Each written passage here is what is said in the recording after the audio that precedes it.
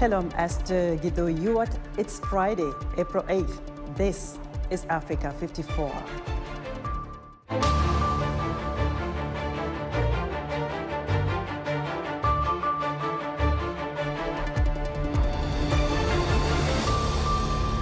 Amid a growing risk of famine in Somalia, a United Nations humanitarian visit to the East African nation highlights the dire conditions of displaced Somalis. In northern Ivory Coast, Fulani men say they are being persecuted by security forces. And a new report concludes that 2/3 of Africans have been infected with coronavirus since the start of the pandemic. We'll have details.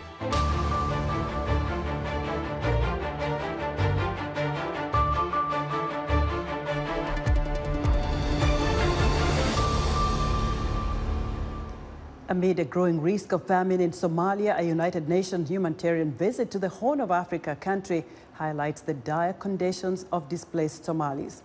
Africa 54 managing editor Vincent McCory has more. On a visit to the city of Galkayo in northern Somalia, top United Nations humanitarian officials heard for the first time of the dire conditions that local communities of internally displaced people are enduring as severe drought affects the country. It gives me the first-hand testimony that I need to provide to our donors and to let them know that it is not a fictional thing to talk about the 1.4 million malnourished children. Abdel Mullah says at least 330,000 of those children are at risk of dying by the end of the summer if they don't get the support they need. In Galkayo, Abdel Mullah visited the Bula Bakli and Salama IDP settlements, both of which are receiving support from UN humanitarian agencies in water, sanitation, shelter and protection. None of the girls in those camps are going to school, and among the boys, less than 50% are attending school. This is just devastating, and we should just redouble our effort to bring this to the attention of the international community and those who could afford to assist. And we should also leave no stone unturned in order to help these communities that are hurting so enormously. The camps for the IDPs in North Galkayo have been broken into 3 district categories. Those who have been at some of these sites for decades, new arrivals from inside Somalia, and a third group made of people displaced by the conflict in neighboring Ethiopia. While host communities are welcoming and supporting them as best as possible, the new arrivals are causing extra local pressure. Most of these IDP arrivals, the new arrivals, sought refuge with families that have already been displaced before and have received some assistance from the international community, thereby stretching the already thin resources that were available to the host communities. So these are IDPs hosting IDPs, and that led to a severe stretch in the services available in these sites, something that we need to urgently address. Last December, the United Nations launched its humanitarian response plan for Somalia. It seeks close to $1.5 billion to assist 5.5 million of the most vulnerable people in Somalia. So far, it has received just 3.8% of the targeted amount. Vincent McCory, VOA News. In Central Africa, authorities say an explosion has killed 6 people in the Eastern Democratic Republic of Congo. Thursday's blast in Goma, the capital of North Kivu province, occurred in a bar located inside a military camp. Goma's military governor says the cause may have been the accidental detonation of a grenade by a soldier. The dead include a colonel, a captain, 3 women, and a child. Democratic Republic of Congo President Felix Tshisekedi on Friday signed the treaty integrating the DRC into the East Africa trade bloc. The signing ceremony in Nairobi was witnessed by Kenyan President Uhuru Kenyatta, chairperson of the EAC, Ugandan President Yoweri Museveni, and Rwandan President Paul Kagame. The DRC had earlier been formally admitted at a ceremony witnessed by the presidents of Rwanda and Uganda. After the signing ceremony, Kenyatta and Tshisekedi addressed the press. By joining the community, the Congolese people do not only want to be satisfied with the benefits of the intra-community trade, but they aspire first and foremost to maintain relations based on peace and security for all. The accession of the DRC as a member of the East African community will even more elevate these gains, and more importantly, it will strengthen our economic muscle and competitiveness in the continent as well as globally. The East African community is a bloc with a single market that allows free trade and movement of citizens. As Ivory Coast beefs up its border security with Burkina Faso, ethnic Fulani say they are being labeled as Islamist militant supporters and persecuted by security forces. Human rights group warned the heavy-handed tactics could backfire, providing a fatal recruiting ground for the insurgents. Henry Wilkins reports from Kong, Ivory Coast. After attacks by armed groups on military targets near the border with Burkina Faso, Ivory Coast's government has sent large numbers of troops to the north in the last 2 years. In the town of Kong, close to where many of the attacks have taken place, VOA spoke to 3 Fulani men who said they were arrested, along with many other Fulani men, by Ivorian government forces that had recently arrived in the area. They say they and their relatives were beaten by army troops and held for 11 days to 2 months without charge, simply because of their ethnicity. I was lying outside one day. There were many of us, and there were also women in the house. Then we saw 2 large vehicles arriving.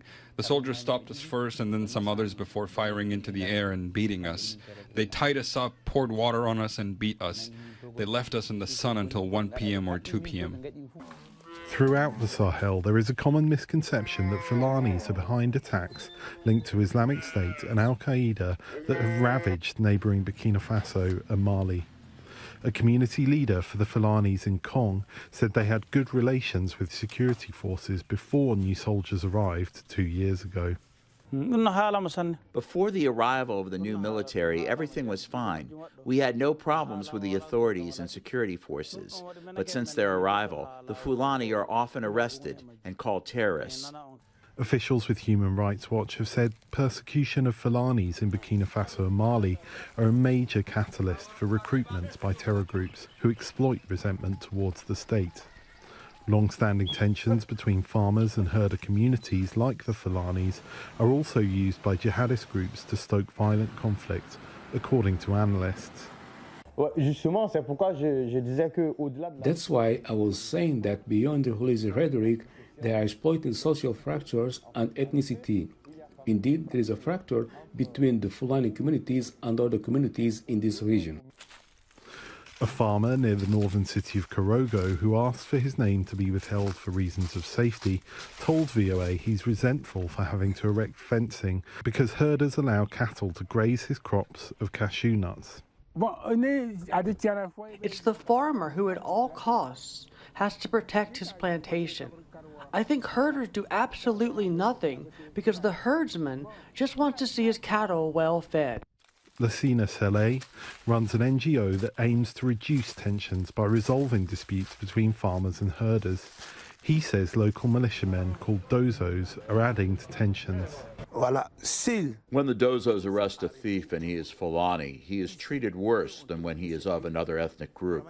I have seen this a lot, and I say it loud and clear because I have been here for a long time and I have witnessed it. Diarra, the analyst, also told VOA he did not think the government was doing enough to relieve tensions between herder and farmer communities. Ministers in charge of security and social cohesion did not respond to multiple requests by VOA for an interview. Henry Wilkins for VOA News, Kong, Ivory Coast. More than 2/3 of people in Africa may have been infected with the coronavirus since the pandemic broke out, which is 97 times more than reported confirmed cases, according to the World Health Organization. Clara Frank has more. A total of 800 million Africans had been exposed to SARS-CoV-2, the virus that causes COVID-19, by September 2021.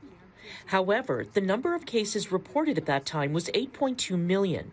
According to the agency's regional director for Africa, Dr. Matshidiso Moeti, citing a WHO study published on Thursday. The study included synthesizing 151 previous studies on seroprevalence in Africa, the proportion of individuals with SARS-CoV-2 antibodies in their blood serum. She also noted that the continent's high exposure to the virus and currently declining infection rates did not mean that Africa could declare victory against COVID-19. Our analysis is clear evidence of the continued significant circulation of the COVID-19 virus among the people on the continent. With this comes a heightened risk of more lethal variants that can overwhelm existing immunity. The director stressed that vaccination remains the top preventive measure against COVID-19 for Africans. So vaccination against COVID-19 remains our best defense. While we know that people who have had COVID-19 enjoy some degree of immunity, this is unlikely to be universally comparable to the scientifically established immunity delivered by the vaccine. Africa had reported over 11.5 million COVID-19 infections and more than 250,000 deaths as of April 6th, according to data from the World Health Organization Regional Office for Africa. Clara Frank, VOA News. The first round of the French presidential election is set for Sunday. 12 candidates are ending their marathon campaign season as the African diaspora looks to make its voice heard in the election. Elhame Lecour reports from Paris and VOA's Michelle Joseph narrates.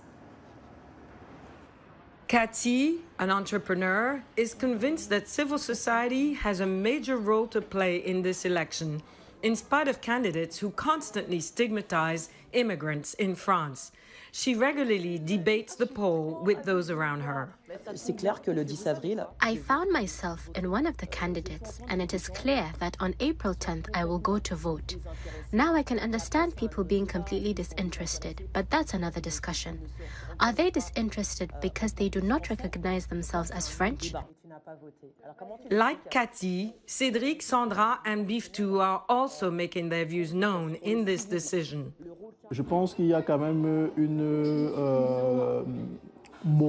I think there is a bad relay of information vis-à-vis immigration. For example, for Zemmour, there were inaccurate figures quoted by him.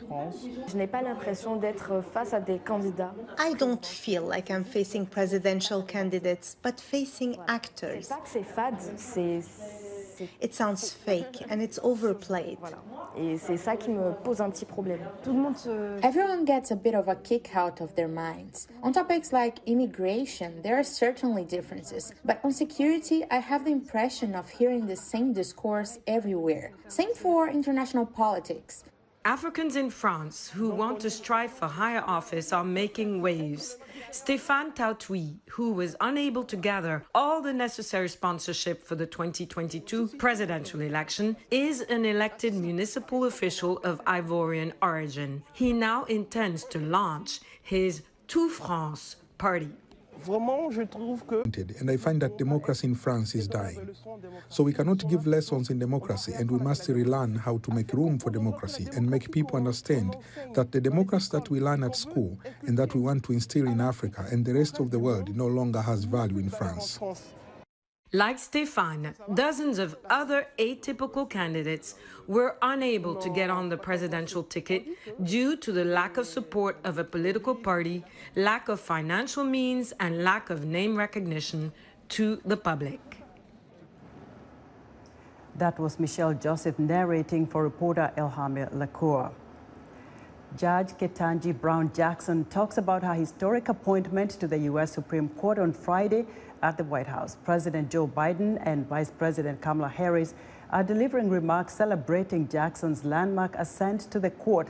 The Senate confirmed Jackson Thursday by a vote of 53 to 47, making her the first African-American female justice on the highest court in the country. Jackson is also the first former public defender to serve on the Supreme Court. For more on Ketanji Brown Jackson's confirmation to the U.S. Supreme Court, VOA's News Center executive producer Steve Reddish joins me live via Skype from Bethesda, Maryland. Steve, good to have you on the show again. Steve, so history now has been made in America's judicial system. But what does this mean for the country, for African Americans, and for women in America? It means a great deal in that we all of our children grow up looking for role models, whether it's their parents, whether it's teachers, whether it's the policeman down the street, the firefighter down the block, all looking for role models. And now children have, black female children have a role model to look up to shoot for, to look as someone who they can model their lives around, as do other children as well, in that they see, instead of, when I grew up, a 9 white man Supreme Court, they will see a much bigger slice of America in front of their eyes and see the different possibilities that America affords them. So, Steve, how does the ascent, to the highest court in America impact the way the Supreme Court considers cases? 2 ways. Judge Brown brings her background as a public defender to the court. She's the first public defender to be a Supreme Court justice. And so that, from being on the other side of the prosecution, brings a different kind of sensibility to the discussions that the justices will have. And she's also replacing a white male. When you're in a small group, 9 people who are working together day after day after day, your own personality and your background starts to permeate in the discussion, starts to being either accepted or rejected by the group. And then that person's own view of life is affected by the experiences the others bring in.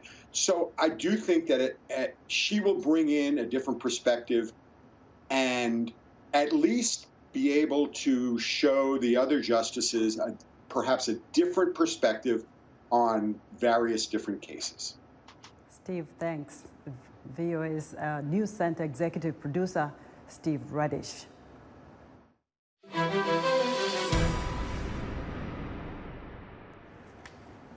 At least 50 people are dead and at least 87 were wounded Friday following an alleged Russian rocket attack on a railway station in eastern Ukraine that was being used to evacuate civilians, according to Ukrainian state railway officials. 2 rockets reportedly struck the station in Kramatorsk. Reuters reports that the governor of the Donetsk region says thousands of people were at the station trying to leave for safer areas. Video of the aftermath shows suitcases and other belongings scattered on the ground outside of the station. There were also burnt-out cars and parts of what looked like an exploded missile. Russia is denying any involvement in a missile strike on a railway station in Kramatorsk. Kremlin spokesman Dmitry Peskov says the Russian armed forces had no mission scheduled for Kramatorsk on Friday. The Russian Defense Ministry says the missile was a type used only by Ukrainian military and similar to one that hit the center of the city of Donetsk on March 14th, killing 17 people, according to the RIA news agency.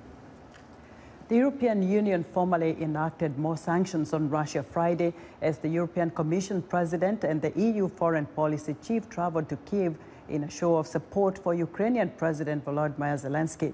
The new measures include bans on the importation of coal, wood and chemicals, and a block on all transactions with 4 Russian banks.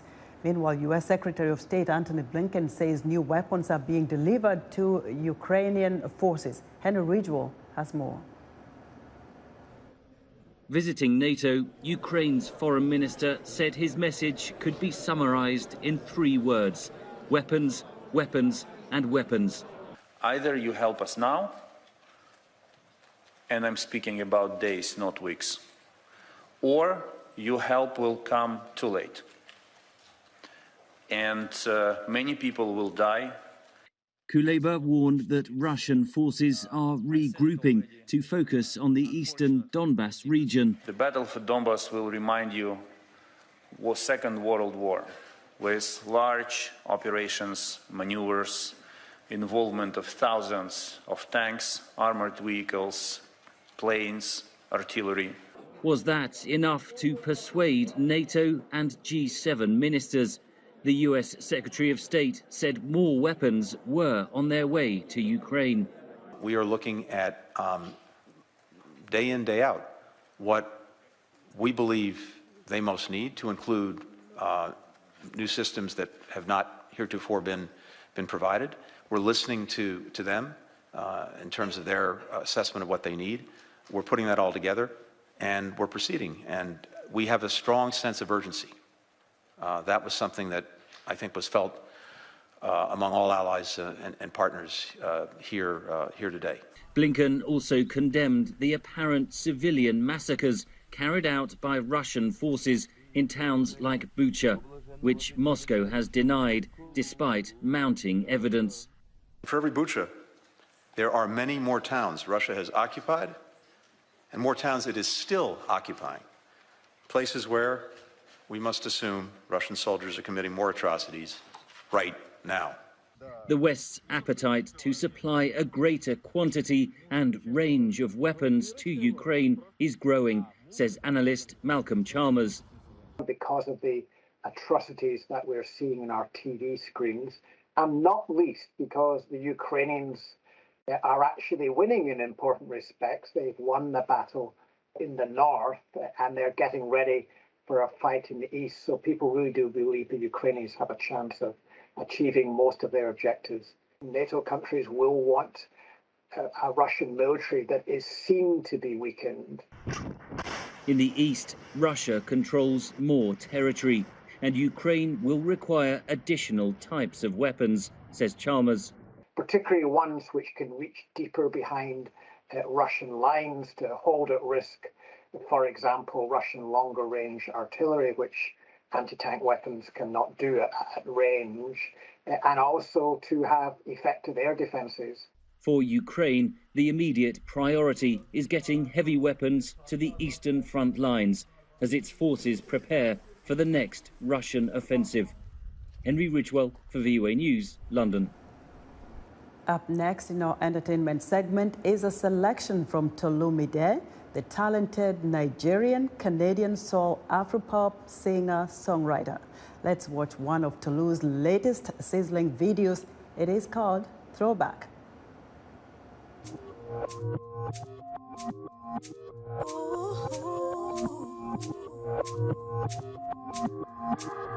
La la la la la, ayola. Throwback, throwback, ayola. La la la la la, ayola mio. Take me back in time. Old school throwback. When I had no worries, I was free as a bird. Bring back the day, I reminisce on the day